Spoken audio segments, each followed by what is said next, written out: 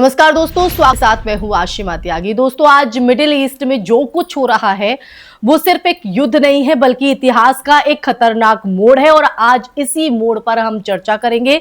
दरअसल एक तरफ ईरान है जिसने कथित तौर पर लाखों सैनिकों को तैयार रखने का संकेत दिया है और दूसरी तरफ अमेरिका और इजराइल है जिन पर जमीनी हमले की जो तैयारी का आरोप लगाया जा रहा है। इस बीच हिजबुल्लाह का दावा है कि उसने लेबनान में 100 इजरायली टैंकों को तबाह कर दिया है। लेकिन असली कहानी सिर्फ इन दावों तक सीमित नहीं है।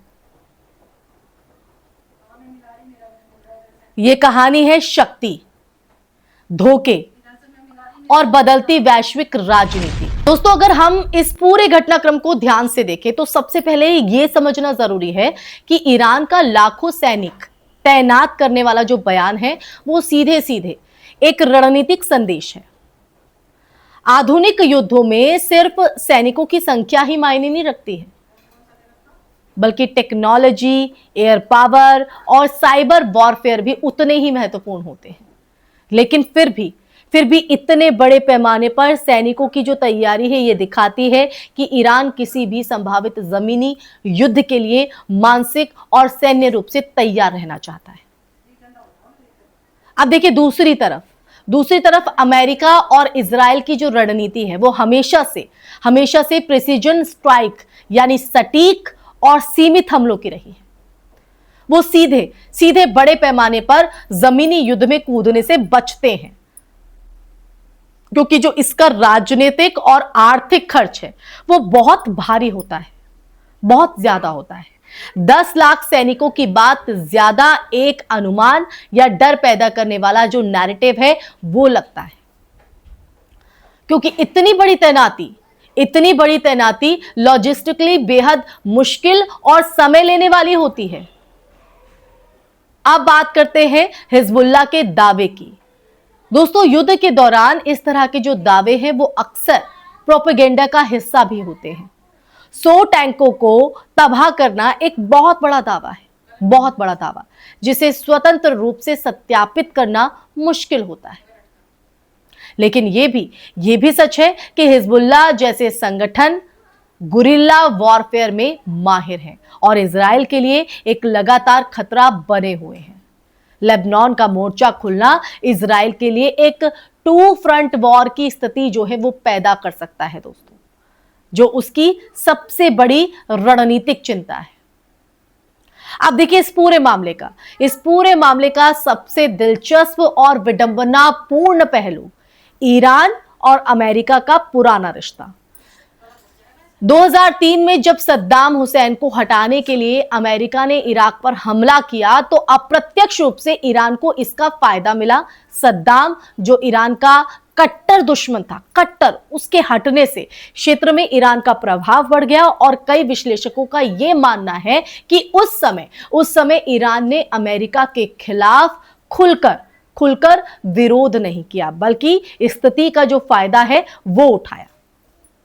लेकिन आज तस्वीर पूरी तरह से बदल चुकी है। अब वही अमेरिका जिस पर कभी रणनीतिक स्तर पर ईरान ने भरोसा किया था, आज ईरान के सबसे बड़े विरोधियों में शामिल है और अब बात सीधे अली खामनेई तक पहुंच गई है। यानी संघर्ष अब केवल देशों के बीच नहीं बल्कि नेतृत्व और विचारधाराओं के बीच भी है। इस पूरे घटनाक्रम में एक और बड़ा पहलू है, डर और मनोवैज्ञानिक युद्ध। दोस्तों, जब ईरान ये कहता है कि अमेरिका और इजराइल 10 लाख सैनिक भेज सकते हैं, तो वो सिर्फ एक संभावना नहीं जता रहा है, बिल्कुल भी नहीं जता रहा है, बल्कि अपने लोगों और विरोधियों दोनों को एक संदेश दे रहा है कि हम तैयार हैं।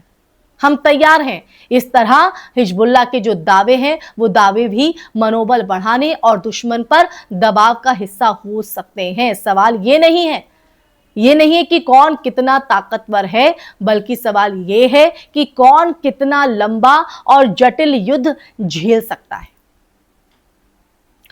दोस्तों, अमेरिका और इजराइल के पास तकनीकी बढ़त है, लेकिन ईरान के पास क्षेत्रीय नेटवर्क और प्रॉक्सी ग्रुप्स और भौगोलिक मजबूती है। और यही वजह है यही कारण है कि ये जो संघर्ष है वो सीधा नहीं है, बल्कि कई मोर्चों पर फैलता जा रहा है। लेबनान, सीरिया, खाड़ी देश और शायद आगे और भी जगहें। इस पूरे घटनाक्रम का सबसे खतरनाक पहलू अगर हम देखें तो वो ये है कि अगर ये टकराव बढ़ता है तो ये सिर्फ मिडिल ईस्ट तक सीमित नहीं रहेगा। तेल की कीमतें, वैश्विक अर्थव्यवस्था और यहां तक कि अगर बात करें इंटरनेट इंफ्रास्ट्रक्चर भी इससे प्रभावित हो सकता है। यानी ये एक ऐसा संकट है जिसका असर हर देश और हर इंसान तक पहुंच सकता है। समझ रहे हैं आप? हर इंसान तक, हर इंसान इससे प्रभावित हो सकता है। तो दोस्तों यही वो सच है जो हमें जानना, क्योंकि हम सही और गलत की इससे कहीं ना कहीं परख जो है वो यहां पर कर सकते हैं। तो अंत में यह कहना गलत नहीं होगा कि इतिहास खुद को दोहरा नहीं रहा है, बल्कि और भी जटिल रूप में सामने ला रहा है। जो देश कभी एक दूसरे के साथ खड़े थे आज आमने सामने हैं, और जो युद्ध आज शुरू हो रहा है उसकी गूंज आने वाले कई सालों तक, कई समय तक दुनिया की राजनीति को आकार दे सकती है। तो इस पर क्या है आपकी राय? आप मेरी बात से कितना इत्तेफाक रखते हैं दोस्तों? कमेंट सेक्शन में कमेंट करके बताइएगा। इसी के साथ इस चर्चा में फिलहाल के लिए बस इतना ही। हाजिर होंगे ऐसी ही चर्चा लेकर, तब तक के लिए अपना ख्याल रखिए। जय हिंद, जय भारत, नमस्कार।